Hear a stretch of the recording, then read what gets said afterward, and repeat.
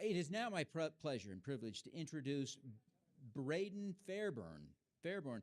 Brayden is the president-elect of the Mid-Valley Rotaract Club, as well as one of the 3 representatives that was sent to participate in the Positive Peace workshops in Columbia this past March. He is also a pre-med chemistry student at the University of Utah. Please welcome Brayden Fairbourn.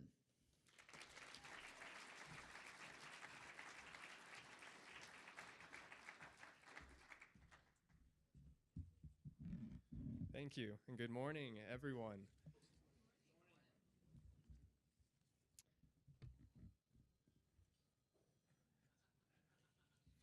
I would like to begin with a story from National Geographic to put into perspective what many Colombians have gone through in their lives. The story begins, Maria Magdalena, a 10-year-old known as Maito, could see the black smoke coming from farther down the hill as the paramilitaries, criminals with a right-wing ideological bent, advanced on the town of El Salado, setting fire to her neighbors' houses as they approached. Maito's mother emptied all the corn out of a burlap bag so the chickens would have enough to eat, threw some clothing into it, and climbed on the back of the family donkey with Maito as her 2 older brothers walked alongside. For a full week they hid, with little water and almost no food, in the shacks that campesino families keep in their fields. I remember that we children were always quiet during that time, she says now. Not even the babies seemed to cry. From a distance, the terrified family could not have guessed the full extent of what was taking place in El Salado, a prosperous town by rural standards, but at the center of territory disputed between left-wing guerrillas and their paramilitary adversaries. The assault produced one of the most horrifying episodes in Colombia's 5 decades of brutal ideological warfare. Villagers who hadn't had time to flee were rounded up in front of the church in a field normally used for pickup soccer games, and as their relatives were forced to watch, the victims, accused of sympathizing with guerrillas, were taken into the center of the field, one by one, tortured, mocked, knifed, and then strangled or shot. The paramilitaries beat those who cried out at the sight. They raped young women before killing them. They raided the community center, and in this region of northern Colombia, where music and dance are a central part of existence, they took the local band's instruments and celebrated each murder with loud, drunken playing. Along with that story, I want to share some information from a study done by Colombia's National Center for Historical Memory that may help you understand the importance of these peace workshops in Colombia.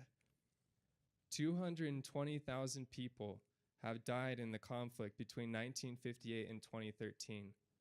Most of them, and more than 5 million civilians, were forced from their homes between 1985 and 2012, generating the world's 2nd largest population of internally displaced persons.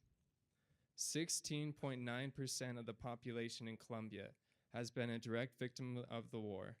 2.3 million children have been displaced from their homes and 45,000 children killed. In total, 1 in 3 of the 7.6 million registered victims of the conflict are children, and since 1985, 8,000 minors have disappeared.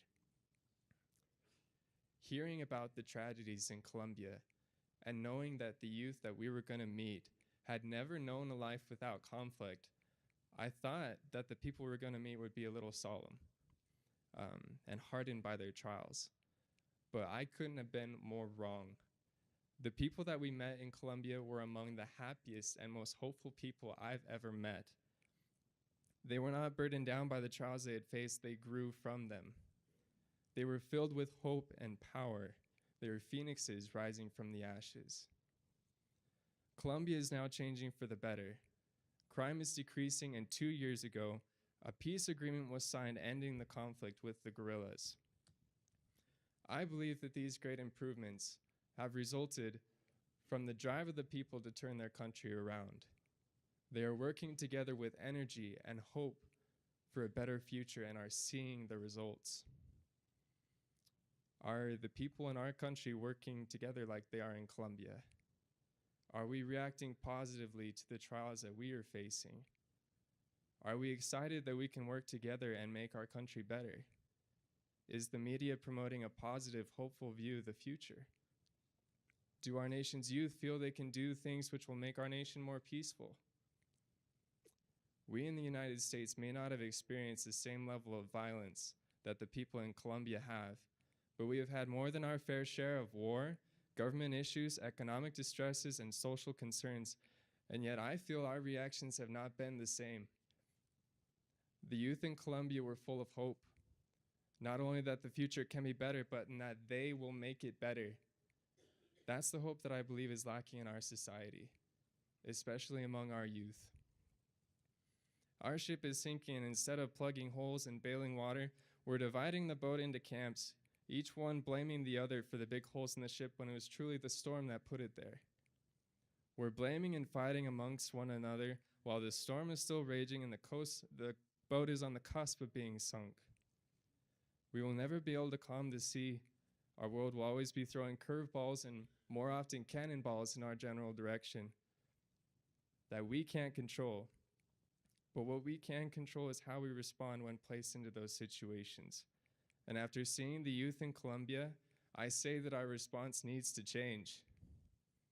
Our district here in Utah is a wonderful place to live, but it is far from perfect. Peace is not just an absence of war. Peace is an absence of fear. And those fears are not just caused by violent threats. They are caused by the challenges we face every day.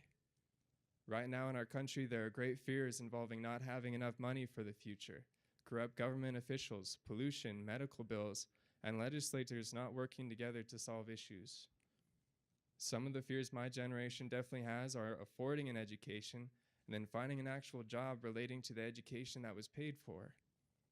Partisanship currently plagues our nation. Our country was founded on the principles of peace, unity, and freedom, but has crumbled to volatile tribalism. We live in a wonderful country, but there are improvements to be made.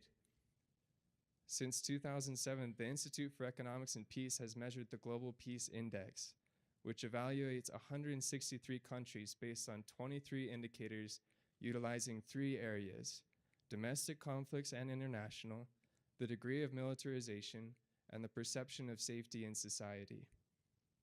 The Global Peace Index evaluates the level of peace in each country of the world every year. In 2018, the lowest 5 countries were Somalia, Iraq, South Sudan, Afghanistan, and finally Syria. The highest 5 and most peaceful were Iceland, New Zealand, Austria, Portugal, and then Denmark.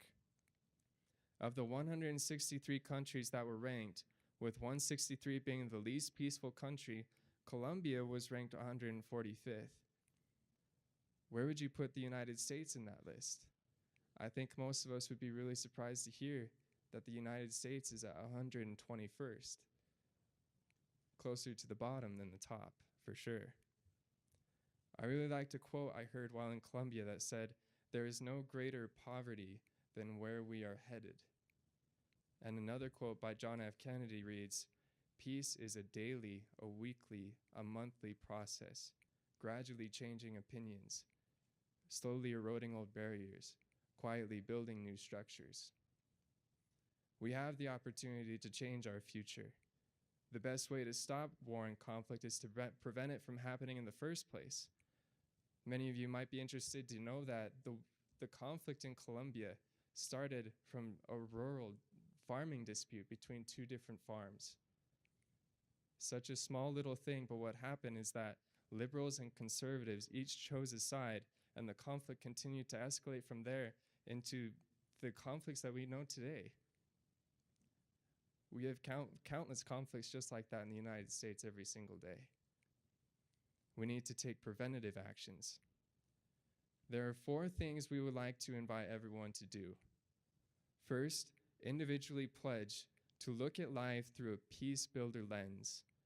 Second, go to Rotary.org and study the Rotary Positive Peace Academy. Third, create a club project promoting positive peace. Fourth, this fall, We will be replicating the peace workshops done in Colombia. Please help us. To plan this fall positive peace workshop, we will have a committee meeting on Saturday, June 1st at 9 a.m. And we ask that a representative from each Rotaract Club and from each Rotary Club that sponsors a Rotaract Club attend. I believe that the future can be better.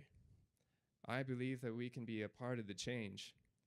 I believe that by Utahn Rotarians and Rotaractors working together, educating ourselves about positive peace, starting projects to promote good communication and abolish our fears, we can help change the path our community, state, and nation are heading down. We would like to work with all of you to promote positive peace. We can do this. Let's do it together.